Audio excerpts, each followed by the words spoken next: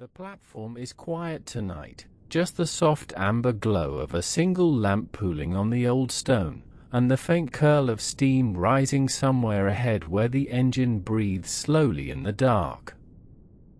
There is no hurry here. There has never been any hurry here.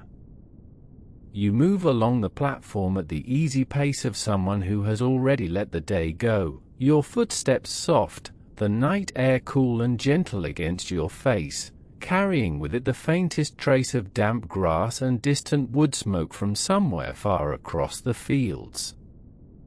The carriage door opens with a low, familiar sound, a sound like a sigh, warm and unhurried, and the moment you step inside, everything shifts just a little. The air is different here.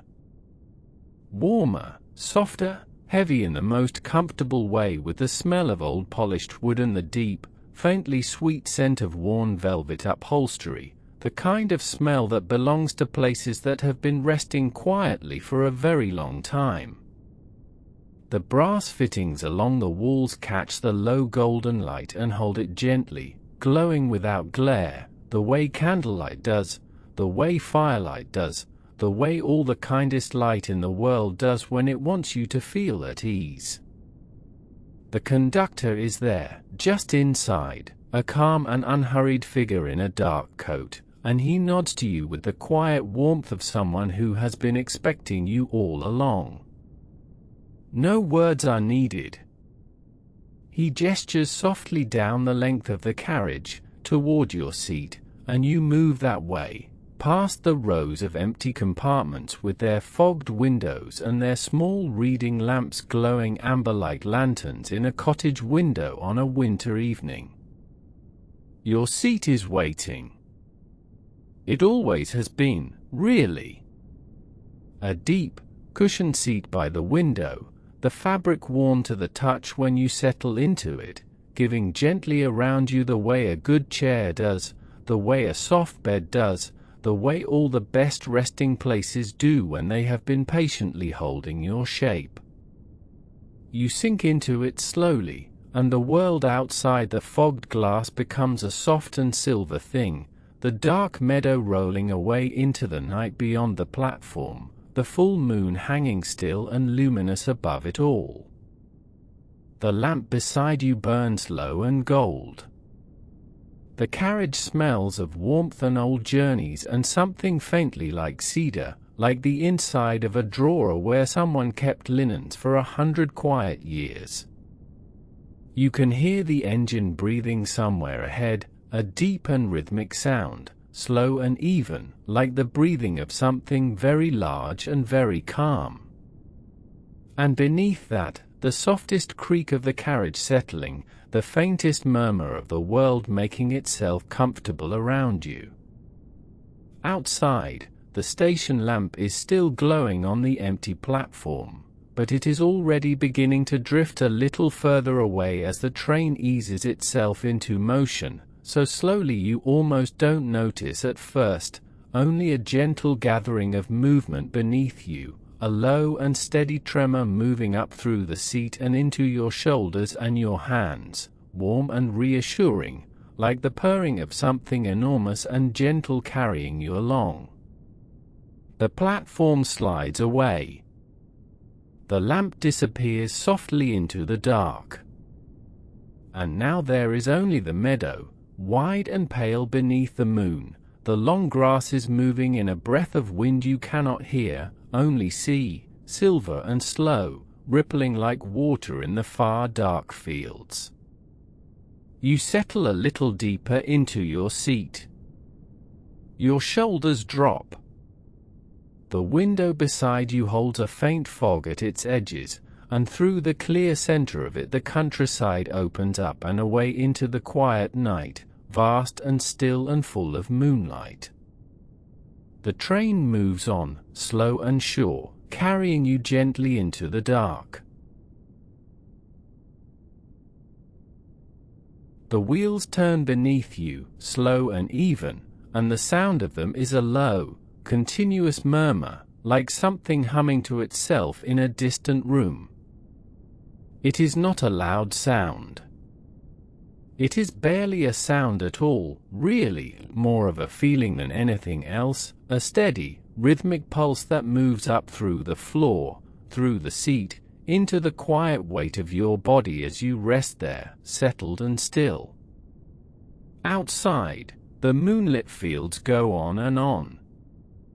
Pale grasses lean gently in the night air, and you can almost imagine the coolness out there, the wide open silence of it, even as you remain here, warm and enclosed, the soft golden light of the carriage wrapping around you like something folded and familiar. The contrast is a comfort. The dark out there, the warmth in here. The vastness of the night, and the smallness, the safeness, of this little lit room on wheels, moving so slowly, so steadily, through the middle of it all. A low breath moves through the train. You can feel it, that gentle, rocking sway, forward and back, the way a hammock moves in a slow summer wind, unhurried and without intention. Your body understands this motion. Something in you has always understood it. It is older than memory, this feeling of being carried, and it asks nothing of you but to let it happen, to allow your weight to be held, to release just a little more of the effort of the day into the seat beneath you. Your hands rest where they are. Your breathing slows without you asking it to. The window holds its soft fog at the edges, and through the clear center the countryside continues its long, quiet passage. A dark line of trees appears in the distance and draws gradually closer, and for a while the train runs alongside them, and the moonlight falls through the gaps between the trunks in slow, soft pulses, light and shadow and light and shadow, unhurried and even, like a breath, like a heartbeat, like the turning of the wheels themselves. And then the trees are behind you, and the fields open wide again, silver and still beneath the enormous sky. The stars are very quiet tonight. They do not flicker much. They simply sit in their places, steady and ancient and very far away, keeping their slow watch over all of it, the fields, the dark ribbon of the tracks, the little train with its warm lit windows moving through the heart of the night. You are part of this, somehow. A small warm thing beneath a vast and gentle sky. It is a good feeling. A restful one. Someone, somewhere further along the carriage, has settled into sleep. You cannot hear them, but you sense it the way you sense these things, a kind of collective easing, a shared quieting, as though the whole carriage is breathing together now, slow and long and soft. Your eyelids are heavy. Not an unpleasant heaviness. A kind heaviness, the sort that comes when the body has been given permission to rest, when the mind has let go of its lists and its worries and its turning over of things, and has simply allowed the moment to be what it is, a slow train, a warm seat, a moonlit night going past the window in no particular hurry at all. The rocking continues, forward and back, forward and back. The low murmur of the wheels continues beneath everything, a steady, tireless thing. The fog drifts at the edges of the glass, and the moonlight lies across the far fields in long, pale sheets, and the train moves on through all of it, gentle and unhurried, carrying you further into the quiet dark. There is nowhere to be. There is nothing to do. There is only this, the warmth, the motion, the soft and steady night, and you, drifting slowly, gently, towards sleep. You press your shoulder a little deeper into the corner of the seat, into the place where the cushion meets the wall, and the wall is faintly warm from the heat that has been gathering there all evening, and it holds you in a way that feels almost like being held by something that has always been there, something patient and soft and entirely without demand. Outside the window, the countryside moves past in long, slow gestures. A pale field opens out beneath the moon, wide and still, the grass lying flat in the silver light as though it too has settled in for the night. You watch it pass. You do not need to hold it in your mind. You only need to let it move through your gaze the way clouds move through a sky, arriving, and then dissolving, and then gone, without any loss at all. A hedgerow comes and goes. Dark branches braided together into a low, quiet wall along the edge of the field, holding the shapes of old seasons in them, holding the stillness of winter and the memory of summer in the way that hedgerows do, patient things, rooted, unbothered by the train's soft passing. A few dry leaves still clinging somewhere deep inside, catching no light, merely present. And then the hedgerow is behind you, and the field opens again, a new field, or perhaps the same one continuing. It is difficult to say, and it does not matter at all. Far away, so far it seems to belong to another kind of world, a slower world, a world beneath the world, there is a farmhouse. A single window glowing amber, warm and steady, the way a candle holds itself steady in a still room. Someone is there, or perhaps the light has simply been left on, burning quietly through the night the way some lights do, keeping a kind of vigil without knowing it, holding a small warmth out against all that dark and silver distance. You look at it for a moment. It does not come closer. It stays out there, small and amber and still, and then it is gone too, and the fields roll on, and the moon is above it all, unhurried, full, casting its pale and even light across everything without preference, touching the grass and the hedgerows and the old stone walls and the sleeping birds and the roof of this very carriage, all of it held in the same quiet light. The window beside you is fogged a little at the corners, the warmth of the carriage breathing softly against the cool of the glass, and through the clear center you watch the night continue its slow unfolding. The train rocks almost imperceptibly, just the gentlest side to side, like something breathing, like something vast and calm breathing slowly beneath you, and the sound of the rails is low and even, a sound that has no beginning and no end, only a continuation, steady and low, carrying you forward into more of the same soft dark. Your eyes are heavy. They have been growing heavier for some time now, and you have let them, because there is nothing out there that requires your full attention, nothing that will be missed if your gaze softens and drifts. The moonlit fields will continue whether you watch them or not. The train will continue.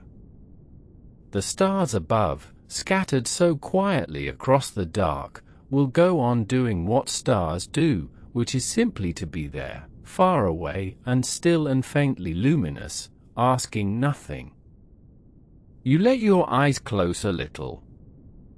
Not all the way. Just enough to soften the edges of the window, to let the pale fields blur into something gentler, something that is less a picture and more a feeling, the feeling of being carried, slowly, through a world that is resting, through a night that is full and still and very, very soft. The train moves on. The moonlight lies across everything. And you rest here, breathing slowly, gently held, drifting further into the quiet. And beneath you, beneath the soft give of the seat and the gentle weight of the blanket folded across your lap, there is that sound, that slow, repeating sound, the easy rhythm of the wheels finding their way along the track. Click and sway. Click and sway. It has been there all along, of course, patient as breathing, patient as the night itself, but now you are still enough to truly feel it, to feel the way it moves through the floor, up through the seat, settling into your bones like something warm. It is not a loud sound. It was never a loud sound.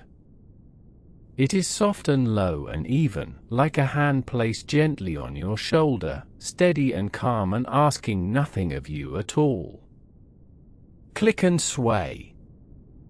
Click and sway. The carriage rocks, just slightly, in that easy, side-to-side way that old trains do, a slow, unhurried tilting, back and forth, and it is so gradual, so gentle, that you feel it more than you see it, the way the amber lamp above you shifts its warmth across the ceiling in a slow, drowsy arc. Back and forth. Back and forth. The light breathes with the movement of the train, and you breathe with the light, and somewhere in that quiet exchange, the boundary between yourself and the softness around you grows a little less distinct. Your shoulders, you may notice, have dropped, just a little, just enough. The place where you had been holding something, some small, unnamed tension carried with you from the day, has released, slowly, the way a fist opens in sleep, fingers uncurling one by one into stillness. The day is far behind you now. Whatever it held, whatever it asked of you, it is receding, gently, without effort, growing smaller and quieter the way a light in a window grows smaller when the train moves away from it, until it is simply a soft glow in the distance, and then nothing, and then only the dark meadow and the moonlight and the easy roll of the wheels beneath you. Click and sway. Click and sway. Your breath has found the rhythm too. In and out. Long and slow and even. Each breath drawing in something cool and faintly sweet, the clean wool of the blanket, the faint warmth of the lamp, and releasing something heavier, something you no longer need, something that dissolves quietly into the golden air of the carriage and is gone. In and out. Click and sway. In and out. The rhythms have grown into one another now, your breathing and the wheels and the slow rock of the carriage, all of them moving together in the same unhurried time, like a song with no beginning and no ending, only the gentle middle of it, rolling on and on through the dark and the moonlight and the wide, resting countryside. Outside, the fields are silver. The grasses lie flat and still in the moonlight, barely moving. A stand of trees passes in the distance, slow and dark against the pale sky, and is gone, and there is open meadow again, and the moon hangs above it all, full and calm and keeping its quiet watch over everything, over the sleeping fields, over the distant soft hills, over this small warm carriage with its fogged windows and its amber light, moving slowly through the night. You are here. You are warm. You are held, gently and completely, by the seat beneath you and the blanket across your lap and the sound of the wheels and the rock of the carriage and the long, slow breath moving in and out of you like a tide, unhurried, inevitable, soft. Click and sway. Click and sway. There is nothing you need to do. There is nowhere else to be. The train carries you, as it has always been carrying you, through the moonlit night, through the stillness, through the slow and tender dark. And if your eyes were to open, just barely, just for a moment, they would find only warmth waiting for them. There is a brass lamp just ahead of you, small and round and quietly glowing, the kind of lamp that seems to have been burning for a very long time, long before you arrived, long before this particular night, burning steadily and without any fuss in the way that certain gentle things simply continue. Its light is the color of honey held up to a window, amber and soft and a little drowsy itself, as though even the light aboard this train has settled in for the long, slow ride through the countryside. It does not reach very far, that little lamp. It pulls softly onto the seat in front of you, tracing the curve of the headrest, touching the edge of the windowsill with a faint warm glow, and then it simply rests there, content not to go any farther. There is something deeply comfortable about a light that knows its own small radius and keeps quietly within it. It asks nothing of the darkness beyond. It only offers what it has, this warm and honey-colored circle, this little island of softness in the swaying carriage. The curtains beside the window are a deep, muted color, something between green and gray, the color of old velvet in a room that has known many quiet evenings. They hang with a certain gentle heaviness, and as the train eases through the long curves of the track, they shift, just barely, just the smallest breath of movement, swaying an inch or two and then settling again, as though they too are breathing, as though everything in this carriage breathes together in one slow and common rhythm. The curtain sways. The lamp holds its light steady. The wheels turn beneath you with their soft and even clicking, and the whole world beyond the glass is silver and still.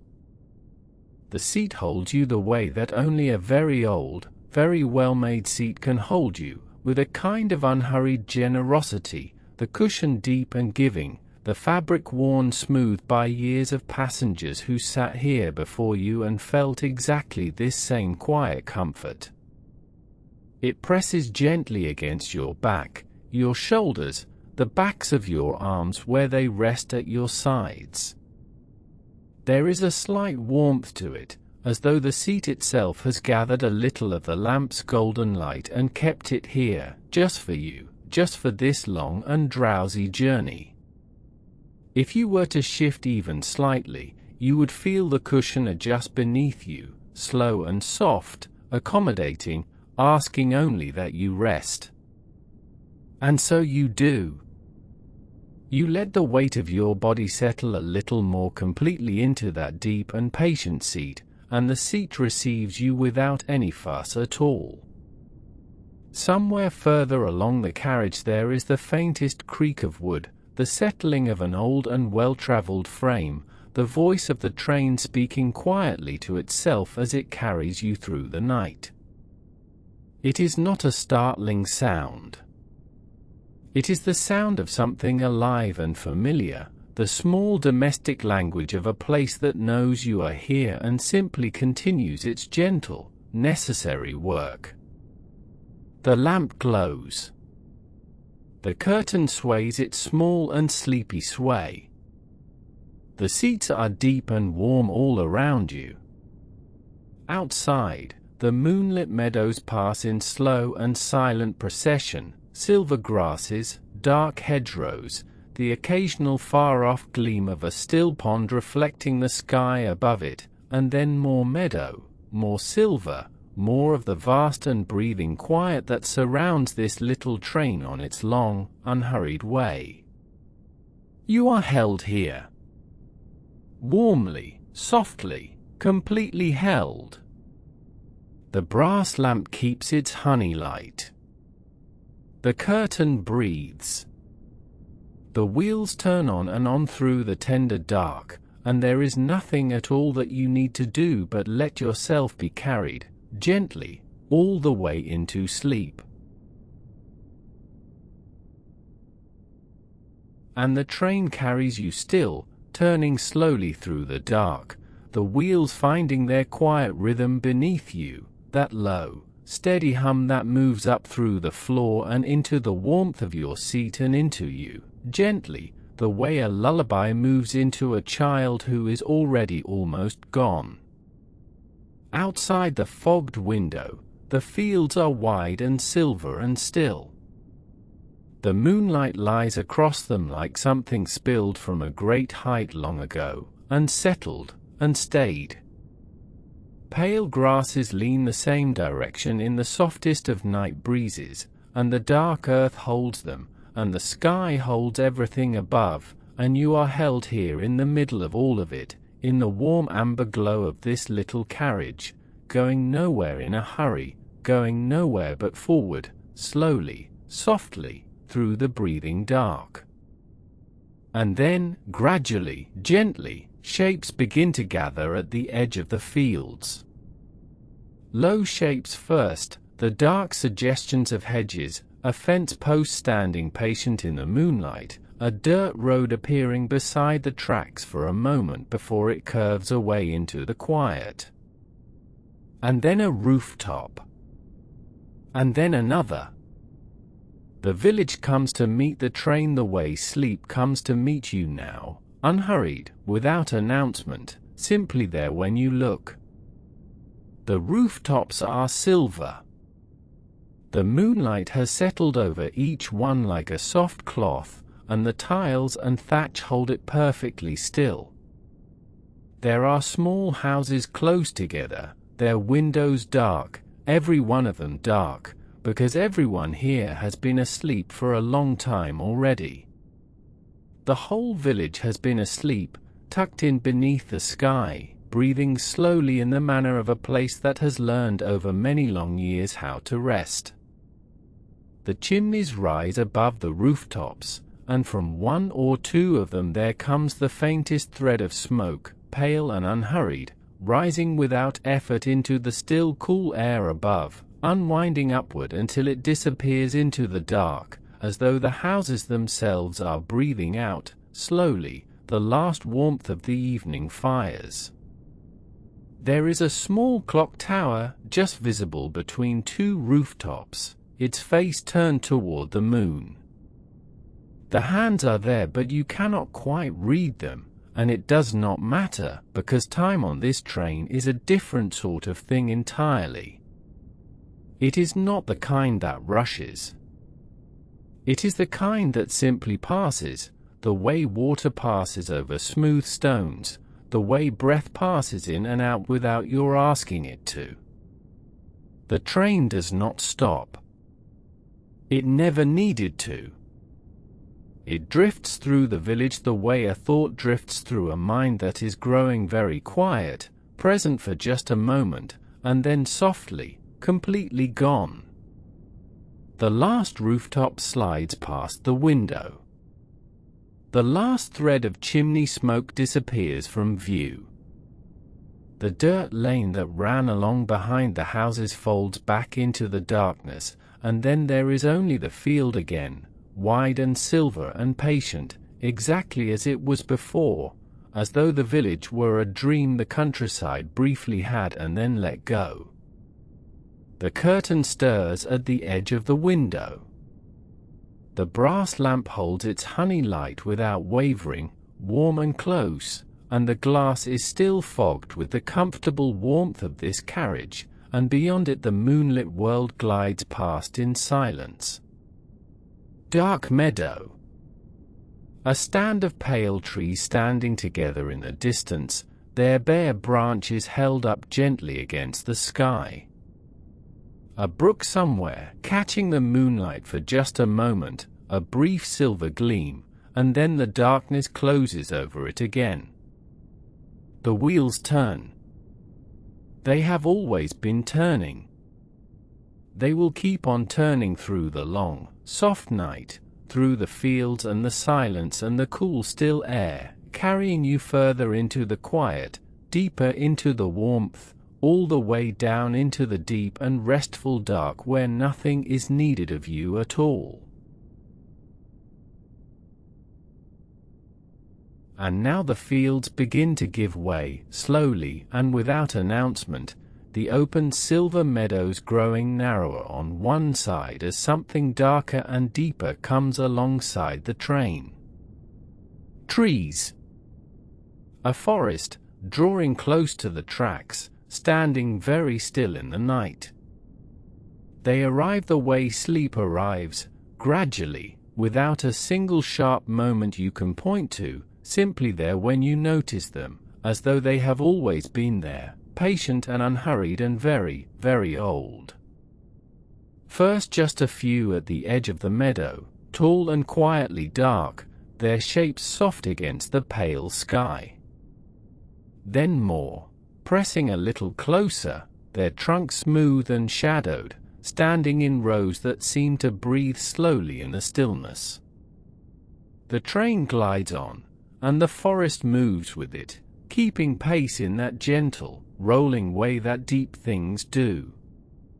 You watch from your warm place inside the carriage, your body settled, your breathing slow and even and easy, and the trees outside the fogged window pass like a long, soft thought, unhurried, undemanding, asking nothing of you at all. Up above, through the crowns of the tallest trees, the moonlight falls in pieces, catching on the uppermost branches, finding the very tips of the leaves and turning them silver. It is delicate and still, that light, like lace laid gently over dark water, like frost that has forgotten to be cold. The branches do not move. The air out there is perfectly quiet, and the forest holds itself in that quiet the way something holds a breath, not with effort, but with ease, the ease of a thing that has been resting for a very long time. Closer to the ground, the trunks are dark and smooth, standing close together, and between them the shadows pool softly, deep and blue and calm. There is nothing hurrying in those shadows. There is only stillness, layer upon layer of it, the stillness of moss and of bark and of soil that has been cool and undisturbed for years and years. The forest floor breathes slowly beneath all that quiet, and somewhere deep in among the trees, where the moonlight does not quite reach, everything simply rests. The train carries you alongside all of it without asking you to look, without asking you to do anything at all. The wheels turn their soft, familiar turning, and the rhythm of them is the same rhythm it has always been, slow, and warm, and deeply steady. You feel it in your body still, that rhythm, a gentle keeping of time that asks for nothing except that you let it continue, which you do, easily, without thinking. The window is fogged a little at its edges, and the golden light from inside the carriage lies softly on the glass, and beyond the glass the dark trees go on and on. Some of them are very tall, their high branches weaving together overhead into something like a canopy, and where they cross against the sky the stars show through in small and quiet clusters, very far away, very still. The sky above the forest is deep and dark and full of that particular kind of peace that lives in high, cold places, clean and soft and without any weight to it. You do not need to look at any of it closely. You do not need to remember it. The forest is simply there, as the fields were there before it, as the warmth of the carriage is there around you now, as the low golden light is there, as the steady sound of the wheels is there. Everything simply is. Everything simply rests. The trees continue past the window, unhurried, one after another, their silver-tipped branches catching the moonlight and letting it go, and the forest is deep and the night is soft and the train moves gently on, carrying you further into the quiet, rocking you slowly, holding you in its warm and steady arms. And somewhere between one slow breath and the next, you notice that the trees have given way again to open meadow, wide and still and washed in that same deep silver light. The grass is lying flat and gentle beneath the moon, and the whole of it passing so slowly past the fogged window that it might almost be standing still, the world resting in place while the train carries you quietly through the heart of it. Your body feels heavier now.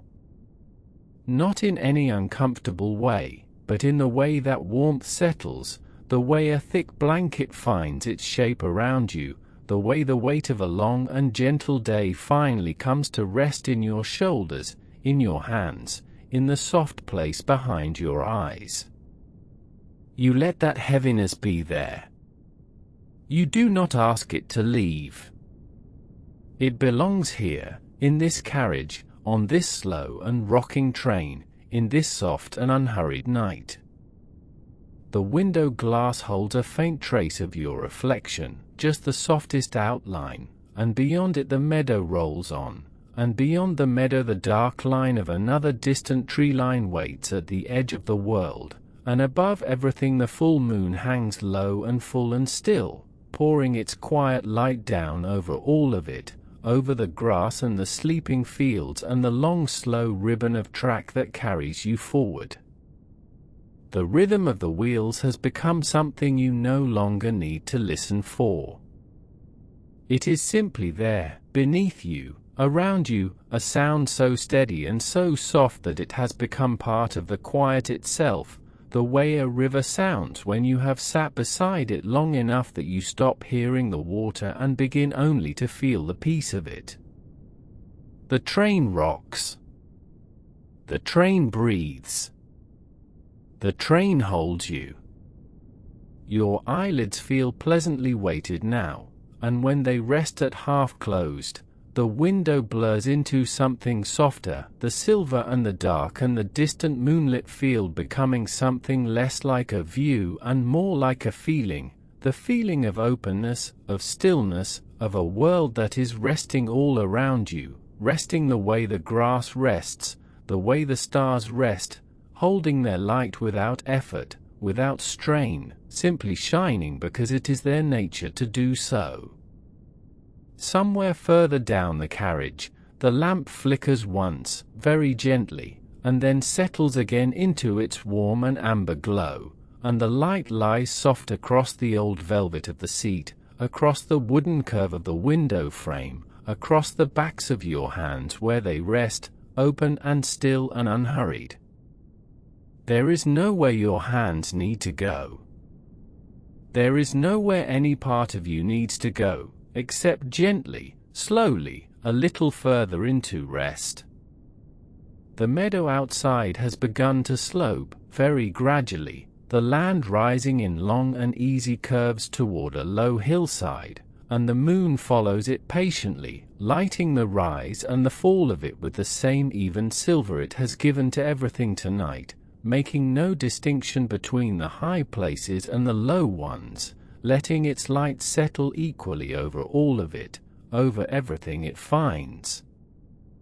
And the train follows the curve of the land too, leaning ever so slightly, a slow and gentle lean, like a long exhale, and you feel that lean in your body, the pleasant tilt of it, the body understanding before the mind does that this is a thing to be trusted, that the train knows its way, that the track is sure, that the night is soft and the journey is slow and there is nothing at all required of you now except to let the rocking continue, to let the warmth continue, to let your breath move.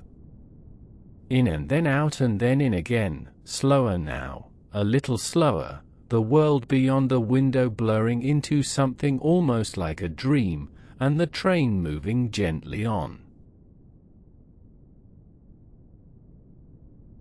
And the train moving gently on, carrying you forward through the long quiet dark, through meadows that silver and soften beneath the full round moon, through fields that have no edges now, only a gradual fading into the gentlest distance, into the kind of stillness that exists only very late at night when the world has finished all of its thinking and simply rests. The lamp above you has dimmed to almost nothing, just a small warm breath of light, golden and unhurried, the way a candle looks in a room where everyone has grown very, very still. It does not flicker. It simply glows, softly, the way warmth itself might glow if you could see it, and it touches everything around you with that same unhurried kindness, the worn velvet of the seat beneath you, the smooth wood of the window frame, the soft weight of the blanket that has settled across your lap like something that has always belonged there.